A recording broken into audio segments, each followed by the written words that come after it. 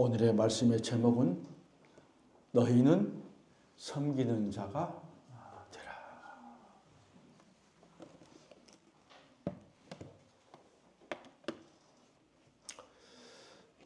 아프리카의 성자라고 하는 슈바이처 박사, 그 박사가 아프리카 가봉 공화국에 거기에 병원을 세웠습니다. 강가에 병원을 세웠는데 랑바레라는 병원을 세웠습니다. 그 병원에서 가장 낮은 곳에서 굳은 일을 도맡아 하는 마리안 프레밍거라는 참 아름다운 예쁜 간호사가 있었습니다. 그녀는 헝가리 귀족의 딸로 태어나서 모든 악기를 잘 연주하고 비엔나에서 가장 유명한 연극 배우로 명성을 떨쳤습니다. 무엇 하나 부족함이 없던 그녀가 어느 날 슈바이처 박사가 찬송가 연주를 하는 것을 듣고 마음에 결심을 합니다. 지금까지 내 인생 너무나도 허무한 것이었다. 가장 고귀한 것은 나를 위해서 사는 게 아니고 남을 위해서 사는 것이 진정한 가치가 있는 것이다. 이런 생각을 하면서 이 프레밍거는 아프리카로 가기로 마음에 결심을 합니다. 그리고 20년 동안 슈바이처 박사가 운영하는 그 병원에서 흑인 환자들을 위해서 사랑을 베풀다가 거기서 눈을 감습니다. 프레밍거가 남긴 마지막 말, 남을 위한 삶이 이렇게 행복한 삶이었던 것을. 그렇습니다. 하나님은 선을 행하고 낮은 자리에서 섬기는 것을 누구보다 기뻐하십니다. 지혜로운 사람은 물질을 땅에 쌓아두지 않습니다. 하늘에 쌓아둡니다. 나누고 베풀고 그리고 사랑으로 섬기며 살아갑니다. 자신의 유익이나 자신의 목적을 행해서 사는 것이 아니라 사랑으로 섬기고 나눔으로 얻어준 큰 그 축복의 길을 바로 걸어가는 사람, 그것을 아는 사람이 진정한 그리스도의 사람입니다. 이웃을 주님의 사랑으로 섬길 때 하나님의 참된 사랑과 은혜가 우리에게 임합니다. 사랑은 섬김이고 사랑은 나눔이기 때문입니다. 오늘 말씀에 보니까 예수님이 12명의 제자들과 함께 유대인의 명절인 유월절을 지키기 위해서 예루살렘에 올라갑니다. 올라가는 도중에 제자들에게 예수님께서 말씀하십니다.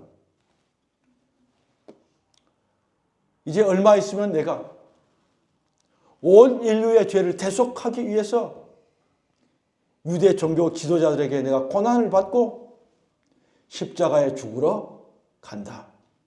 그렇게 말씀합니다. 그러나 제자들은 그 주님의 말씀을 귀담아 듣지 않습니다. 길을 가는 도중에 12명의 제자들이 크게 화를 내면서 심하게 다툽니다. 이때가 이 제자들이 예수님을 따라다닌 3년이 넘는 시점입니다. 3년 동안 예수님이 하셨던 일들, 수많은 예수님의 말씀들 다 듣고 그렇게 따라다니면서 봤는데도 아직도 예수님이 어떤 분인지, 아직도 어떻게 내가 살아야 될 것인지 그렇게 모른 채 오늘 이 시간에 그들이 거기에 서 있는 겁니다. 왜 12명이 싸웠을까? 오늘 그 중에 야고보와 요한 두 형제입니다. 친형제입니다. 이 두 형제가 예수님의 사랑을 굉장히 많이 받았습니다. 예수님의 12명의 제자들 중에 3명의 상대 제자가 있습니다. 베드로, 야고보, 요한. 근데 야고보, 요한 이 두 형제가 예수님께 와서 말합니다. 제가 보기에는, 저희들이 보기에는 예수님이 이 땅에 왕이 되실 것 같고 우리가 이 땅에 왕이 될 것으로 저희가 믿어 의심치 않습니다. 예수님이 왕이 되시면 저희 형제 야고보와 요한은 하나는 예수님의 오른편에, 하나는 예수님의 왼편에 앉게 해 주십시오. 무슨 말입니까? 왕이 되면 가장 높은 자리, 총리 자리에 앉게 해달라고 부탁을 한 겁니다. 옆에서 이 말을 듣고 있던 10명의 제자들이 이를 보면서 항의하고 화를 냅니다. 제자들은 주님의 말씀과 지금까지 주님의 사역했던 그 사역을 이해하지 못하고 오직 세속적인 권력계, 세속적인 욕심에 그들이 쌓여서 오늘 예수님 앞에서 그런 참 좋지 못한 추한 모습을 그들이 나타내고 있습니다. 예수님은 앞으로 내가 고난을 받고 십자가에 죽을 것을 3번씩이나 제자들에게 말씀하셨지만 제자들은 예수님이 말씀한 고난의 의무가 무엇인지 깨닫지 못했습니다. 오늘 예수님이 38절에 제자들이 묻습니다. 너희가 내가 마시는 잔을 너희가 마실 수 있고 내가 받는 세례를 너희가 받을 수 있느냐. 그래서 제자들이 대답합니다. 예, 할 수 있습니다. 여러분, 주님이 마시는 잔은 하나님이 주시는 십자가의 고난의 잔입니다. 제자들은 이 잔을 축복과 번영의 잔으로 생각하고 그렇게 이해하면서 그것을 마실 수 있다고 대답한 겁니다. 사람은요, 자신이 보고 싶은 대로 보고요, 자신이 듣고 싶은 대로 듣습니다. 제자들은 예수님이 세상에서 왕으로 영광을 받으실 분으로 그리고 고난을 받으시더라도 앞으로 펼쳐질 그 왕국, 세상적인 세속적인 그런 왕국의 영광을 받으시기 위해서 잠시 받는 고난 정도로 생각했습니다. 누구의 생각입니까? 자기들의 생각이고요. 자기들의 바람.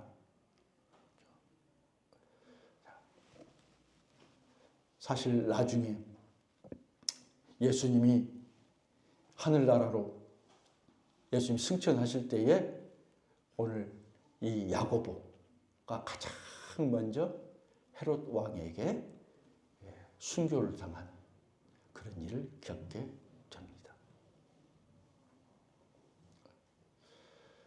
예수님은 오늘 그런 생각을 가지고 있는 제자들 향해서 오늘 말씀합니다. 26절, 27절 같이 하겠습니다. 시작. 너희 중에는 그렇지 않아야 하나니 너희 중에 누구든지 크고자 하는 자는 너희를 섬기는 자가 되고 너희 중에 누구든지 으뜸이 되고자 하는 자는 너희의 종이 되어야 하리라. 아멘. 세상에서는 작은 자가 큰 자를 섬깁니다. 약한 자가 강한 자를 섬깁니다. 그러나 하나님의 나라는 큰 자가 작은 자를 섬기고요. 강한 자가 약한 자를 섬깁니다. 주님이 이 땅에 오셔서 철저하게 우리에게 섬김의 본을 보여주셨습니다. 주님은 만물을 창조하시는 창조주 하나님이시고요. 주님은 만물을 다스리시는 통치자 하나님이십니다. 그 하나님이신 주님이 하늘의 높은 보좌를 버리시고 낮고 초라한 이 땅에 주님이 오셨습니다. 그리고 사람들이 온갖 비난과 조롱과 침패 틈을 당하시고 마침내 죄인들을 구원하시기 위해서 그 고난의 십자가, 험한 십자가를 주님께서 지셨습니다. 28절 말씀합니다. 같이 합니다. 인자가 온 것은 섬김을 받으려 함이 아니라 도리어 섬기려 하고 자기 목숨을 많은 사람의 대속물로 주려 함이니라. 아멘. 예수님이 제자들에게 친히 섬김의 본을 보여주셨습니다. 하나님의 나라에서는 믿음이 있는 자가 먼저 섬김의 본을 보여합니다. 교회도 마찬가지. 믿음이 있는 자, 신앙이 깊은 자가 믿음의 본을 보일 때에 그분이 어떻게 하느냐에 따라서 다른 사람이 따라갑니다. 아, 저 집사님, 아, 저분이, 우리 사모님, 목사님이 그렇게 하니까 우리도 그렇게 하구나. 아, 그렇게 적당히 하구나. 나도 적당히 해도. 먼저 믿고 믿음이 있는 자가 본을 보이며 나가. 참으로 아름다운 것입니다. 예수님이 본을 보이시고요. 이런 제자들이 정말 복음서에 보면 연약합니다. 정말 어리석고요. 어린아이와 같습니다. 3년 동안 믿었어도. 그런데 사도행전에 들어가면 사도로 성령 받고 이제 사도가 됩니다. 예수님이 안 계시고. 놀랍게 변화됩니다. 죽음을 두려워하고 고난을 두려워했던 나약한 병약한 제자들이 아닙니다. 성령 받고 은혜 받고 나서는 죽음을 불사하고 12명의 제자들이 복음을 전하고 담대하게 죽기까지 순교했던 정말 멋진 아주 귀한 사도로 변모가 됩니다. 신약의 제자들과 사도행전의 사도들은 똑같은 사람입니다. 믿음에 보이는 사람. 하나님은 그런 주님을 십자가에 죽으신 지 3일 만에 다시 살리셨습니다. 하늘로 올리시고 승천하게 하시고 하나님 보좌 우편에 앉게 하십니다. 우리 주님에게 모든 통치와 권세와 능력과 주권을 다 우리 주님에게 맡겨주시고 모든 이름 위에 뛰어나게 하시고 모든 마음을 그 발 아래 복종시키게 하도록 주님께서 십자가에 죽으신 예수님을 높여주셨습니다. 그렇습니다. 우리가 예수님 믿고 예수님 믿는 것 때문에 힘든 일을 당하고 불이익을 당하고 때로는 거기에 내 시간과 정성과 물질을 내가 투자한다고 할지라도 주님과 함께하는 그 고난은 반드시 우리에게 주님이 받는 그 영광, 가장 큰 영광을 우리도 함께 누리게 될 줄로 믿습니다. 예수님을 믿는 자들은 하나님의 자녀입니다. 자녀는 하나님의 나라를 상속받을 상속자입니다. 하나님의 나라를 물려받고 그리스도와 함께 영광을 받기 위해서 오늘 우리가 예수님 믿으면서 우리에게 주어진 십자가들 내가 감당해야 될 그 몫을 내가 묵묵하게 감당할 때에 기꺼이 거기에 고난에 동참할 때에 나중에 우리에게 주신 하나님의 놀라운 하나님의 영광이 우리에게 주어질 줄로 믿습니다.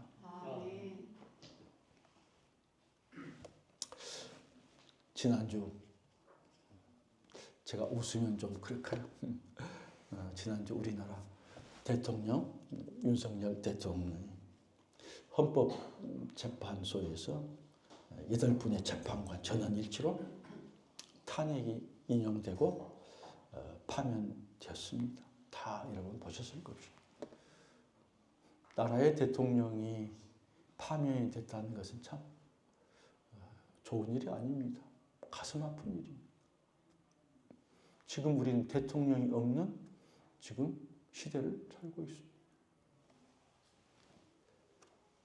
윤 대통령이 2년 반 동안 검찰 권력을 앞세워서 무소불위의 참 권력을 가지고 나라를 다스렸습니다.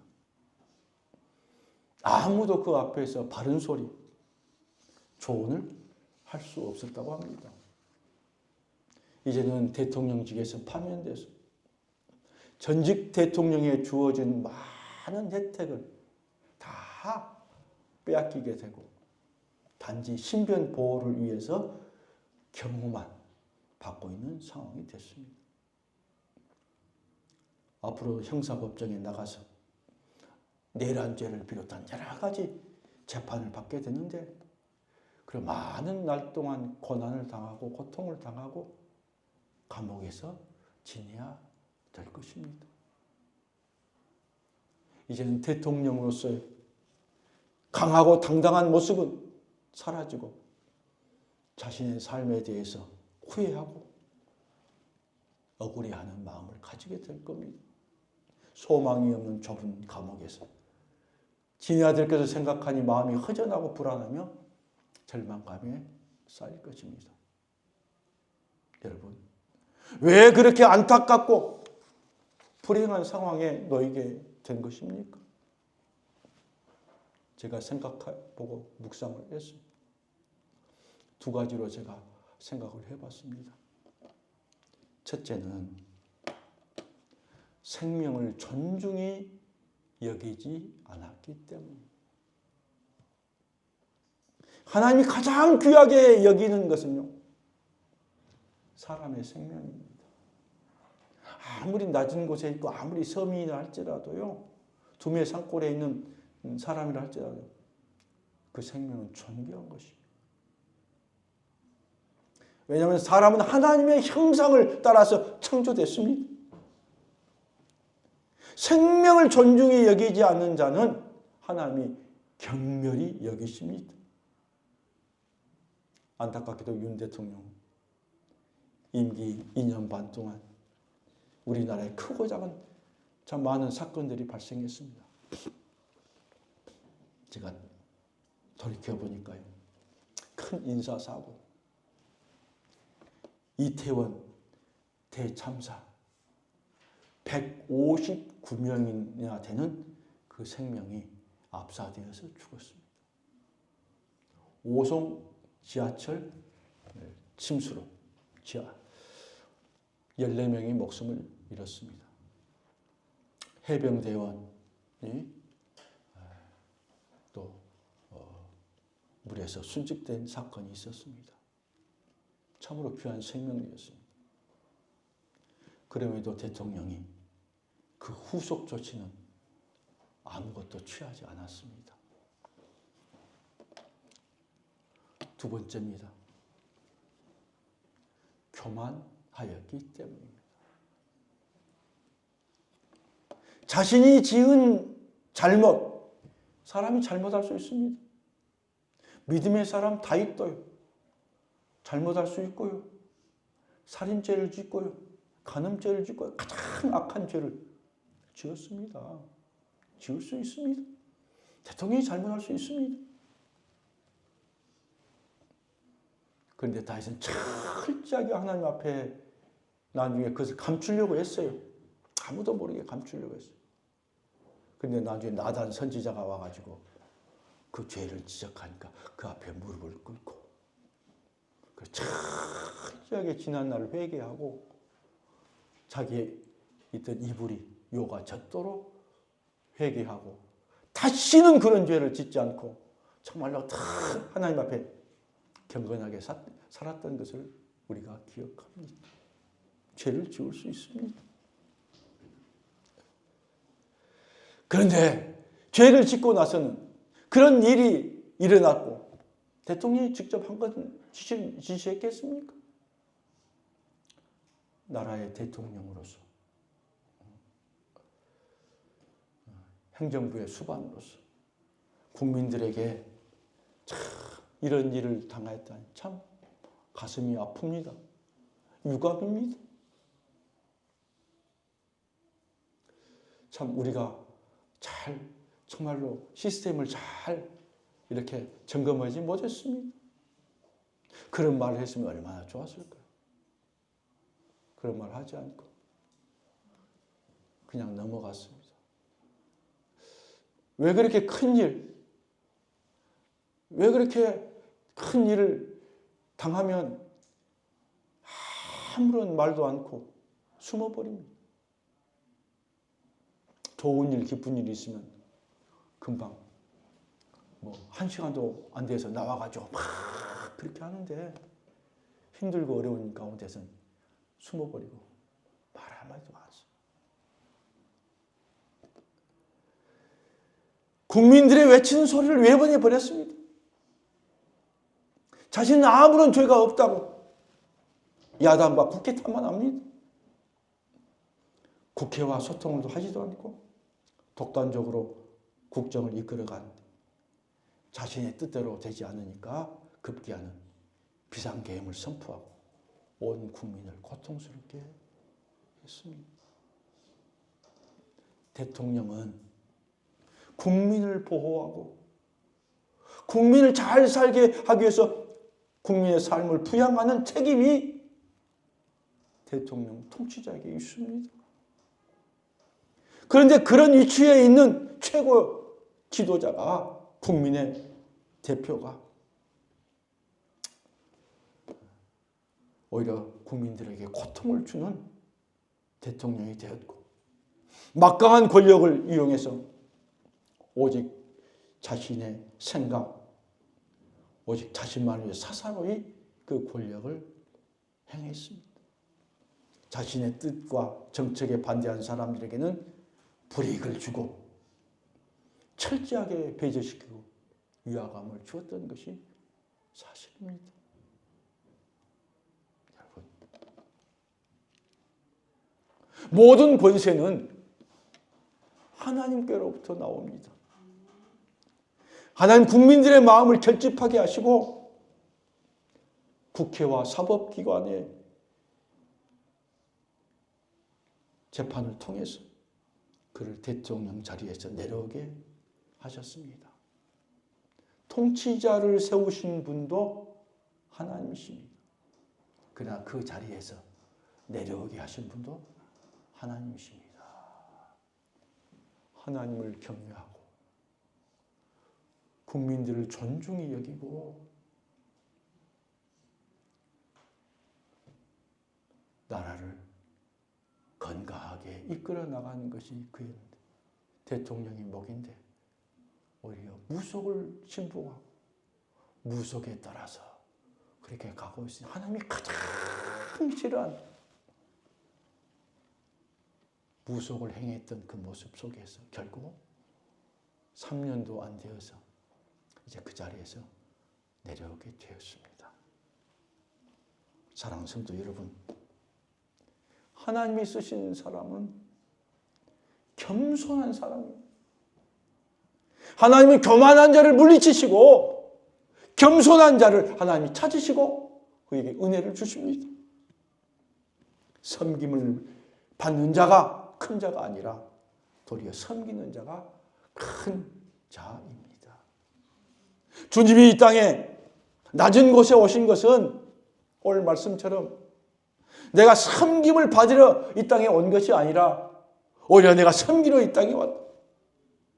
그리고 그 섬김은 내 몸을 대속물로, 내 몸을 번제물로, 내 몸을 죽여서 하나님께 드려서 온 인류를 구원하기 위해서 이 땅에 오셨다. 우리 주님이 오늘 분명히 우리에게 말씀하고 계십니다.